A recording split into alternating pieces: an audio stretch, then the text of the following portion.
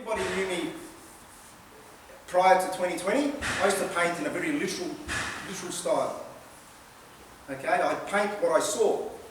And generally speaking, my work was inspired by Mannerist and Baroque art, and I had all this sort of cultural baggage that I was trying to process myself about the world.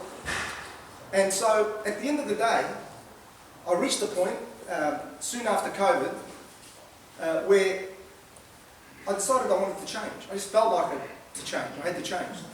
You know, the world changed. The world changed all of us. It changed the way we related to each other. We were usually alone, in isolation, and because we're in isolation, we tended to be a lot in our heads, and that's where I was a lot of the time. I was either in my head or in front of the TV swearing at Dan Andrews. All right, that was me. Okay, that's just me. So, and I had time to process stuff, and I actually had to ask myself, I don't really get the opportunity now to look at the world. I'm looking at what's going on in my head. Okay, and I started to look and read. Okay, look and read and look online and try to get an understanding of how we see it. It was around this time that I actually snuck into the gallery at one stage.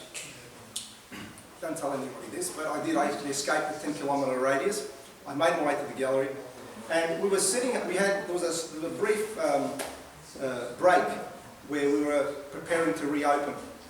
And so I had an exhibition that I promised the group of artists earlier, and I came in to print off some catalogues and some images, yeah, on my printer.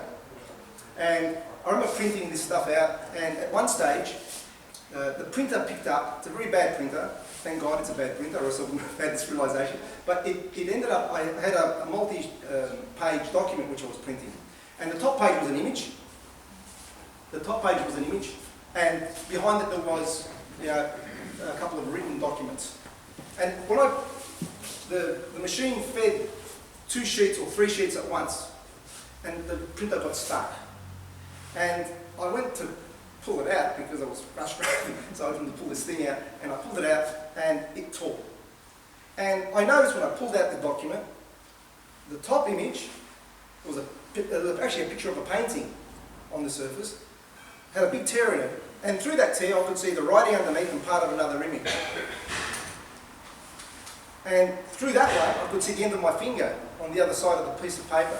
So you can imagine three-sheet document, or 2-sheet document, it was, no, 3 sheets, and it was torn with a big tear across it, and I could see through it from one page to the next. And then it struck me.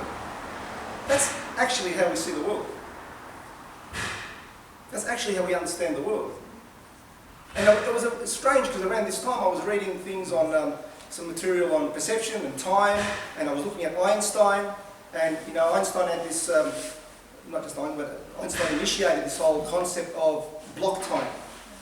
I don't know if you're familiar with block time, but block time is a theory of time, which was thinking about this, and he thought, well, maybe it's not, maybe time isn't linear. Maybe time isn't linear. Maybe time is not made up of one event followed by another. Maybe time is actually like a closed book. So how do you read a closed book? Well, unless you can't open the cover, you have to still read the pages. What has to move? Well, the mind has to move through matter.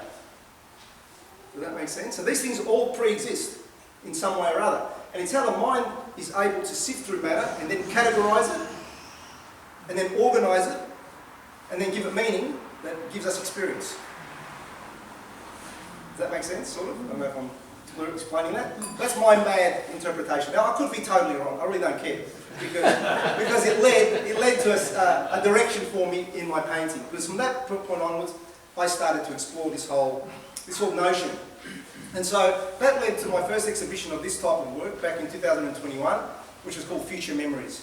And in that particular exhibition, I tried to come up with a language. I tried to come up with a visual language, and it's not easy to come up with a visual language. It's really difficult for any artist, and it's probably one of the most important things that an artist has to tackle with. It's like, how do you say what you want to say in a way which is personal and which offers something new? Now, there's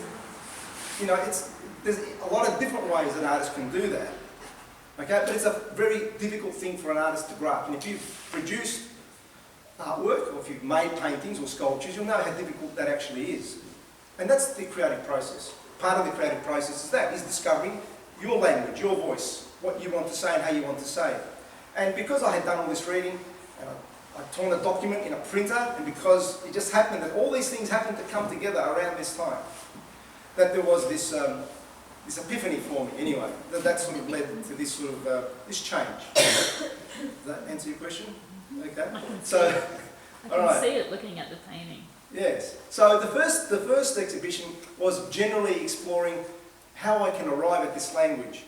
And it was a very successful exhibition. I initially entered into it with some trepidation because people had always expected one type of work from me, and suddenly it was like pulling the rug out from underneath and going the totally opposite direction. And I thought, that's it, I'm going to lose buyers or people who like my work. It's going to be a main thing. And then, I pushed ahead. My brother encouraged me, and other people around me. Camillo did his bit to encourage me. Okay, and so I pushed in that direction, and I developed that first exhibition, which was well received. Put it that way. There was still, I looked at it overall, and I still felt there was more to do, more to explore. So I developed this fundamental sort of syntax, let's say, this new language. And then that moved me to thinking about layered experience. And what is layered experience? How do we experience in layers? Well, what's the obvious thing? It's music. So that led to the second exhibition, which was Opus, which was in March last year. And Opus dealt with music, interpreting how we perceive music.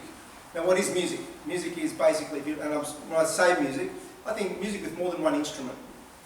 Okay, I'm talking about. Okay. When a composer writes a piece of classical music, and I use classical music as inspiration for that in particular, because it's such a complex thing. It's written for orchestras, and orchestras are made up of woodwind, violins, whatever, strings, brass, whatever. Okay. How does a composer do this? Now, around this time, I had I've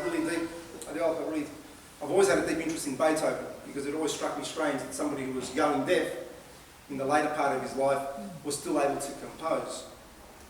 And how did he compose? How did he do this? How could he do that? Well, I'm not a musician by any means. I read very basic music notation, but I wouldn't consider myself a musician. I don't even play the guitar. All I do is grate cheese. Okay, I can't do anything more than that. But I do have a love of music, and I do appreciate it. And I always try to understand the structure of music, how music is put together. So I actually looked at musical scores, and it struck me that how would the composer do this? And the composer would do this by maybe starting out with a simple melodic line, a simple melody, and then they would reinterpret that melodic line for themselves and break it down into rhythm, work out a rhythm, where they put different accents. Then they would, through their sensory abilities, they would be able to imagine what it sounds like played by horn, woodwind, whatever, and they'd create different lines of music separately on a page. And that's how they appear on the score. You have woodwind, first violin, second violin, cellos, all the rest. And each line plays something different, but that fits into the piece above it. Does that make sense? And how they all regulated by mathematics. They're mathematically correlated to each other. When they're written down, it's a whole symphony is written down on a piece of paper, but you don't experience that. What you experience is one sound. One sound experience, one audible experience, which then generates images in your head sometimes. Think of Beethoven's Pastoral Symphony, Symphony No. 6. It's called the Pastoral. Why? He called it the Pastoral because he wanted to give a clue to people when they're listening to it, to hear the birds, to hear the river, to hear the storm. Yeah? So, and that's really, essentially, that's a good metaphor for experience, music, So the second exhibition was Opus, which was looking at the same theme of perception and this idea of layering. Because essentially that's what I did. I listened to a piece of music, looked at the score, where I could find it, and then I think, some lines were the rhythmic lines, some lines were melodic lines, okay, some bits and pieces like that, and then they were compressed together into an image.